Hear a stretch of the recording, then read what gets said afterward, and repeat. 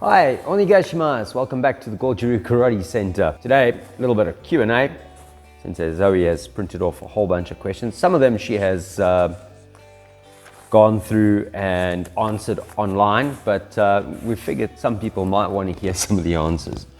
Today is sporting our dojo t-shirt, but did you die? Because Sensei often trains you until you feel like it. At TCake4922, how do you develop timing in karate training? That is the timing to attack and land a punch or a kick. Thank you.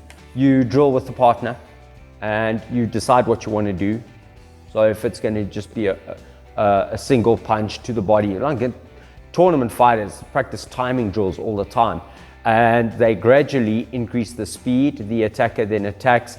At first, it's usually done by Sensei's count. So Sensei will be like itch, and then you will have that reaction. So it gives you both an indication when to move. But later on, when Sensei gives you free time to train the same drill, and you're doing it, then it's a question of reaction according to what you see, what you feel, when is it coming. And you'll often see that if I'm bouncing or I'm moving and I feel it's coming, I'm starting to do something like this because I'm anticipating that attack. And these are ways to hone your timing, etc. But it's also a way to develop the ability to remain calm, so that I feel something, that you put that in a little box and control that section of energy, so that you only react when something actually comes. Otherwise, you give away your game plan too soon. All right, hopefully that helps you, T-Cake. This is from Combat Life 365. Does everyone do irikome, or is there schools that does other types of sparring? What are any Goju schools that don't do sparring at all? I can't really answer for every other school because I'm not around every other school, but I can break down the concept of kumite. So number one, kumite is any kind of partner work. And in some places, when they talk about kumite, they actually mean any kind of partner work. And in some schools, that kumite is limited to stepping up and down in pre-arranged movements or sequence. They're not putting on a set of gloves and a mouth shield and doing other types of sparring. However, many Goju Ryu schools are involved in semi-contact sparring, what would be called Shihai Kumite for points or for the game, typically WKF or WUKF, Ippon or Sanbon type fighting, which is very popular. A lot of schools use that as a selling point for their accolades. All right. Then you have Dojo Kumite, sometimes referred to as Judo Kumite, where it is similar to Shihai Kumite, a long slants, a bit of a bounce, and tends to favor long punches, kicks, and attacks from a slightly longer distance. And this is kind of another common type of fighting. Most Goju Ryu schools, however, are interested in irikumi or randori. Randori being what should encapsulate and epitomize the learning process of Goju Ryu karate. In other words, trying to take our kehon, our bunkai, and our oyo from our kata and applying it in combative scenarios. And that will be staged. In other words, you may do it in a step-by-step process, and then it will escalate to a little bit more free format, and then wait for the person to grab this way or attack this way, and then see if you can pull it off and try and build it into your combative scenario. And that will also include wrestling, as well as some degree of ground fighting, some degree of grappling on the ground. And along the way, the process would be, we're engaged, there's some degree of contact, there's some degree of naga or throw, which goes back to a previous question, and then onto the ground maybe, and then how do we deal with it, either in the clinch or in the ground fighting position. Irikumi is very, very popular as a hard form or as a soft form, and tends to be this idea very similar to our cousins in kyokushin of continuous fighting, continuous point scoring, or continuous sparring, never stopping, and tends to be quite physical, quite heavy on the contact. So you can have irikumi type fighting with a semi-contact protocol, and you can then by mutual agreement, escalate, or by sensei's arrangement, escalate the contact allowed in the irukumi to taking it literally all the way to the point of full contact. Obviously, the more you're going full contact, the more it becomes problematic, because the risk of injury is a problem in student retention. So there is a fine line to kind of navigate and walk when talking about kumite and what kumite is the appropriate one in a particular dojo. However, I would avoid any dojo that does no kumite at all if there are young people. It is not necessarily the best idea for the elderly to be doing some degree of sparring all the time. It's not that it's impossible, but it's often not done very frequently just because of the risk of injury and the slow degree of recovery from injury as we get older. When I talk about seniors, I'm talking about seniors in age, 60 plus years, who are maybe trying to get into karate and do karate for another reason. So it is also important to have a look at which type of age group you're talking about doing kumite. Hopefully that answers a whole bunch of questions. Uncle Fish, thanks for video. Are throws mandatory in gradings in South Africa? I'm from Germany, where Goju Ryu is mainly taught as Yushin-kan and include a series of throws, nagawaza, that are part of the gradings. No, throws are not mandatory in South African grading, and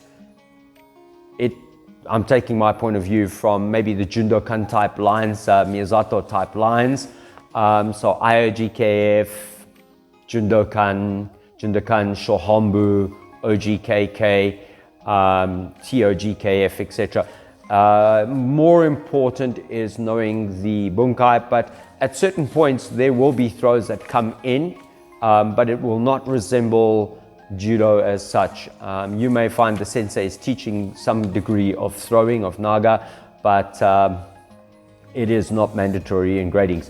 I do, however, think it's a fantastically good idea to include it, but then it does also depend on whether the instructor has the ability to understand the basic concepts of naga and how to execute in a safe way, and also do you have the right facilities. Right now my dojo is wooden floor, and I grew up being thrown on something like this, but it is not conducive to learning how to throw. So when our tatami is down, we do a little bit more takedowns and throws and positioning to throw as such. Hopefully that helps. At No Lasvatsky. Okay, what to tell people who say that karate is just aerobics and not a martial art compared to judo, BJJ or sambo? How to explain others that I am interested in karate as an art, not as a fight at first? How to study Goju Ryu alone if there is no dojo in my city? All right, so number one, karate is bearing the brunt of its development over the last 100 years, or lack of development in the last 100 years. And this obsession with doing only kata and doing only bunkai, etc. And then that the kumite became detached or became constricted or confined based according to rules of various games. So this is a long answer sometimes for what's happened in karate. And so it is not without reasonable explanation that other martial arts that are far more physically in touch with what they're doing in terms of sparring, that karate is considered aerobics. Because think about it, most of the classes are aerobic. So it's not an unjustified statement. However, it is up to us to change what we're doing to move with the times and to maybe go back into historical documents and see what they did and try to find a safer, better way for us to do these things so that we can allow ourselves to have a place to stand amongst certain other martial arts to say, we do spar, we do grapple, we do go on the ground. We don't necessarily throw as hard as the judo guys. We don't hit as hard as the guys doing sambo. We don't throw as hard as the guys doing sambo. And we definitely don't grapple as hard as the guys doing grappling, but we're trying to do it for longer. So it's this longevity concept that we're trying to build. And I think that is a process. The next thing is understanding and appreciating that each art is in itself an art, not just martial, not just military, not just fighting. So I think it's very important to have that open and honest point of view as a dojo. Where do you fit in? What is your target students and audience?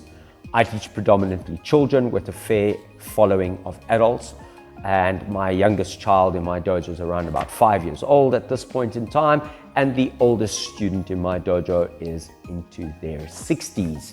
So where does it fit in? Well, you got to fit in what you can and what you can't do. I have an old guy who occasionally comes in to train. I don't consider him part of my dojo, but I do consider him a venerable elder in my dojo. He trained here many years ago when I was much younger, and he just comes to try and remember how to do the kata. He's approaching 80. And so you can see it's this idea of neuroplasticity. That accounts for the kumite and the sparring, etc. To do karate, firstly you need to find the dojo that suits your kind of needs and a sensei who's willing to teach that. If a dojo is aimed at sensei's sole income and is preserving everything in the dojo around the student numbers first, not necessarily about the teachings of martial art, you will find high student numbers, low martial art sometimes. It's just the fact of life, because you have to give a little bit to gain somewhere else, because you're going to try and preserve people. If you find the student numbers are relatively low, moderate numbers, but the martial art is high, maybe this serves your purpose a little bit better, and the sensei is somebody that you can get a good idea of how this works. And I think this is the important thing, is you've got to find the dojo, the sensei that works for you. As to do karate online, it is a relatively new concept and a lot of people try it, but you ultimately do need to spend time and get that feedback from the sensei in terms of corrections. So the reason you go to a dojo, there are three main reasons, and I'm taking this from Peter Urban per se. Number one, you want to train in a dojo where the instructor is giving you some degree of corrections so that you can constantly improve. Two, you're training in a dojo so that you can meet people who are like-minded and who you can train with, because it's meant to be partner-based, not individualistic. And number three, you're training in a dojo to make use of the equipment. Not everybody has the financial resources to have all the equipment that a dojo has. A well-equipped dojo is in itself a very good reason to train in a dojo. A well-equipped dojo with dust on all the equipment is a bit of a no-no though. All right, let's move on. Would you please clarify, as I see from execution of blocks, it looks like in all of them you are using round movements with the hands moving in semicircles or at least on some curve, for example, Gedambara. In other styles, as I see and practice, like for example, kyokushin, the movement is more straight, and in Gedambara, the first, for example, basically follows the line of the arm. Is it a circular movement, something specific to Goju Ryu only? All right, so Alexander, typically Goju Ryu blocks tend to be very much more circular by design. And for all intents and purposes, they also have a very significant crossing in their mechanism. And this is all by design.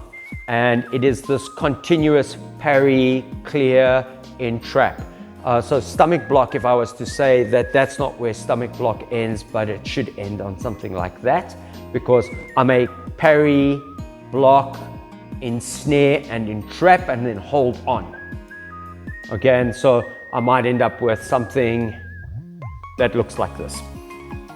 But for Kehon, they all end up at a fixed point, or a fixed point. It is very hard to fight against something in direct linear, so you're not meeting fire with fire, linear with linear. If you hold a person's arm, you take a fist and you press it. From the top you can resist, from the bottom you can resist, from the side or the side. But the moment the person grabs your arm, it's that much harder to resist the movement. And that ties in then closely with kakie and stickiness, because once the person's attacking, we're trying to engage and to hold on. Obviously, the theory goes out the window when the person starts snapping their arm back or retrieving their arm. So it's again something that has to go back to the drawing board for many people as to whether or not it looks like this, or whether or not it ends up like this or ends up like that, because you're going with the person's arm and you're trying to ensnare and to snag onto their arm and their limb, and that you're basically enveloping them with the blocking techniques. There is, however, a good place for striking the arm, and in a more simple world, blocking and hitting to strike to stop the person from using their arm, because you've basically beaten and bludgeoned their arm. That's also another side of the same coin, just the opposite side. Goju Ryu. On the subject of being able to take a hit, I want to start leg and shin conditioning. Do you have any suggestions or methods to use on my own? I would say the best thing that you can do for conditioning on the legs and conditioning the body on the own, I think there is another question like this. Number one is the punch bags. Hitting and kicking the punch bags is a good option. If you're trying to condition other parts of your body, then maybe you want to get a sandbag that you can swing and let hit you. All right, and that would do for stomach and ribs, etc. if you're training on your own. The other thing is you can shoulder barge the heavy bags if you have a 100-kilogram heavy bag. On a side note, you might want to do something that naturally conditions you anyway, which is practicing break falls and rolls on the ground. Because in doing break falls and rolls on the ground, you're using the ground as your conditioning agent, and that might improve it. Physical hits, however, the best thing is to be able to do a certain amount of PT with somebody physically just trying to tap you. So a good example of this is typically somebody doing sit-ups, and as they come up and they're halfway, this person's just tapping them in the stomach, or doing sanchin. And sanchin kata is a test in tightening, developing the ability to sustain blows. But again, it requires a partner and somebody who's a little bit knowledgeable on what needs to be done. It can be overdone.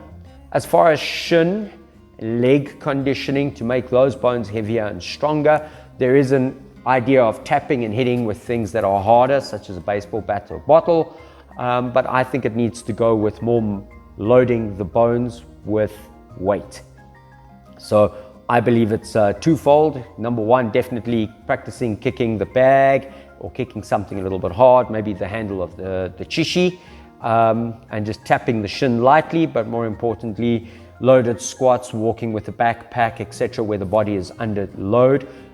We know that this also helps to develop connective tissue as well as to develop thicker calcium deposits in the limbs in particular, makes them a little bit heavier and a little bit stronger. Great video. Just a question, how do you fit the body conditioning in karate classes? Many times to do it. Small amounts of body conditioning in the class. Typically I would do warm-ups, and then when you're going to do your PT, maybe alternate your PT in the class with some degree of body conditioning, or combine the two. So if we're doing push-ups, while we're doing push-ups, we're doing some degree of conditioning. While we're doing planking, we're doing some kind of conditioning, and alternate that with, okay, we both plank, we both touch hand, we do an extended plank where we're destabilizing and coming back. We both do that 10 times. We get up and we do some body conditioning, some light body punches, kicks, etc. Down into some squats, loading the body with some squats, come up, do some thigh conditioning, a little bit of roundhouse kick into the thighs to develop the thigh ability to take blows. Maybe the same kind of thing, side bridge, come up and down, finish, take a few roundhouse kicks into the ribs. So you're doing PT plus you're doing a little bit of physical conditioning, and lots of little bits add up to a lot. So if you're doing little bit every single week, and it's small amounts, those small amounts over the course of the year allow the body to develop. You can overdo it, and when you overdo it, it results in injuries. It also results in a decrease in the number of students attending classes, because if the class becomes an hour of beating each other up, eventually you may lose people who are interested in doing karate for longevity, because every second day they're waking up covered in bruises and that's also not cool. So it's to find a good balance. Mark Fisher, hi Sensei, real quick question for a change. In your professional opinion, or at least in your personal teaching dojo, at what point in a student's training or in their Dan rankings does the conversation of getting into the introduction of applied versus basic karate begin? I think it's relative to the age, Mark. Working predominantly with children, I'm going back to my cipher, 1, 2, 3. Grab, hit the head, hit the collarbone, gouge out the eyes, grab on the neck. These are all very, very brutal ideas. So I plant the seed when they are young by giving them the kata's name and what it means. And this is kind of easy in Goju for the first couple of kata, because Geksare H is to smash and destroy 1, smash and destroy 2 for number ni. Cipher is to rip and obliterate. Seiyunchin is to grab and seize in fighting. And so to start saying to them, well, Seiyunchin, grab, seize, draw in, grab, seize, pull out. To plant the seed is important, whether they start getting down to the real nuts and bolts. I think that is more specifically for higher grades, students who have earned their time, who are part of the woodwork. When are you part of the woodwork in the dojo? Probably at black belt or just pre-black belt level. It's when you've done enough time to be able to have the sensei say, you epitomize what I want in a student. You haven't given up, you haven't quit yet. I haven't worked you out of the dojo by brown belt, and you're going to stick it out, and I can now share some more valuable bits of information. In the adult sense, that might be about 2 to 3 years. Probably in my dojo a little bit longer, maybe 3 to 5 years. But we do start a little bit earlier with the adults and with the teens. But with the children, we tend to give it a age rating because we want it to be something that doesn't become too brutal, because we don't want the brutality to go onto the school playground. Hopefully that answers you, Mark. How much grappling is there in Goju? I saw a video that said 50%. I watch Goju practices and never saw any grappling. I am karate based and have several Japanese styles without any grappling. I have added some submission grappling to my skill set. Thank you very much. And this is from Doasane Plain. Again, this comes down to what has happened in the last 100 years and the idea that karate we've sanitized our karate to look the same as all the other types of stand-up fighting, and that it's become a striking, kicking kind of art, and we've lost touch with the degree of grappling, locking and throwing within our own art. So again, the onus is on us as karate practitioners to go back and seek the answers that probably existed before World War II, when most systems actually engaged in a little bit more physicality in terms of grappling and rolling. And I would say that Goju Ryu karate is predominantly stand-up grappling, not necessarily grappling on the ground. However, one of my favorite senseis, Sensei Teruo Chinen, always used to say about 80% of fights end up on the ground. And so one needs to be skilled in what to do when you hit the deck, as well as what to do on the floor, and then to be comfortable there. Because it's very unsettling if 1 minute you're looking horizontally, the next minute you're looking vertically, and you're wondering, how the hell did I get there? Psychologically, it's a bit of a disturbing moment. So I think taking on some submission grappling it's an amazing thing to do. I think more and more people are starting to see the value in bringing in the submission grappling, and then to try and find the links and to reattach the submission grappling back to our karate and to make it a more complete system. The other missing cog is probably Kobudo in the equation, because I think that a lot of people don't understand that you learned a complete system that included a certain amount of weapons training All right, and if you want to consider a point of departure for this, Chinese martial arts all seem to engage with some kind of weapon, as well as some kind of stand-up fighting, as well as some kind of groundwork or grappling, stand-up grappling type fighting. So our common link is kakie exercises. The sensitivity from kakie takes you into that stand-up grappling position, and it's the idea of I might be grabbing on to start, not trying to block and then to grab, just out of interest. Hopefully that helps. Good question.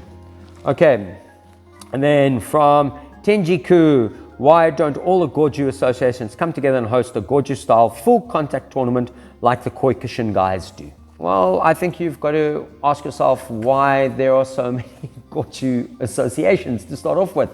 And the underlying bit to that is that most of the time, the big senseis are not sitting at the same table all the time regarding certain topics. And one of the most common place for people to be unhappy is tournament. However, I do think that the Goju people are slowly trying to get themselves some kind of semi to full contact version of kyokushin style fighting. And it is sometimes referred to as an irikumi competition. I know that in Europe they have tried these. In South Africa we had an attempt at trying to have exposure for irikumi tournament. In the 2013 Stellenbosch World Goju Ryu Karate Tournament, there was an irikumi category, and I know that they had one in Romania a couple of years later, and that they had a couple of guys in Europe saying, listen, we really want to push with this. The problem is that the majority of people tend to, it's easier to understand how you choose the winner in WKF. It's a little bit more clean cut and very much clearer on the clash and on the rules. But I do think that it is an invaluable thing. And I would like raise your stake or your standard to say that Goju shouldn't actually try and do something similar to kyokushin in the stand-up sparring like irikumi, continuous point or knockdown. I would actually go a step further and say that if you wanted to find probably the kumite that is the closest to what Goju practitioners should have, it should look a little bit more like judo, where there is strong physicality on the body and on the legs, decent amount of protective equipment, helmets, etc. Points on throws, and to take it one tier higher, point on submission on the ground like a grappling contest. And it has 3 tiers, 3-tier tournament where you have scoring points on the body, maybe on clickers, scoring for throws or takedowns similar to judo, and then score similar to submission or hold on the ground similar to judo, and a little bit like the grappling, where if you do get the person into a lock and they tap, it's game, it's no kachi, it's fight over. Basically sounds a lot like MMA, doesn't it? I do think that that is the most realistic way for us to actually fight and spar, and that tying in with good mentality of trying to get the ideas of the kata, which are not just this is a block, this is a punch, this is a block. And again, hopefully this answers a whole bunch of questions for a variety of people out there. I know that there are some people who wish I only answered or spoke with the mouth for a particular organization or federation or style. Karate is way bigger than one individual style, one organization within a style. I really do think that one of the greatest sadnesses in modern karate practice is the inability of people to actually just accept that karate is meant to bring us together, not to separate us, to categorize us, put us into little boxes, and never shall the boxes be allowed to mix. That's like building Lego with only black parts, or only white parts, or only yellow parts, only brown parts. It doesn't work. We are meant to mix with other people, and we should be able to take criticism of our system, as well as advice on our system on how to make it better, as well as maybe ask questions, how do we make it better? The ultimate goal is to become better. That's where I'm going to wrap it off. Hope you've enjoyed a little bit of Q&A. Hopefully I've answered all the questions. Please excuse me if I've butchered your name or I have stammered and stuttered through the reading. Reading's not my strong point, I must confess. I'm terrible at reading. So if anybody's going to diss my education and my inability to read or my inability to read coherently, please, let's keep it nice. Be, as the South Africans say, be lekker. Moenie 'n doos wees nie. Yeah, hopefully we've answered a whole bunch of questions for a whole bunch of you.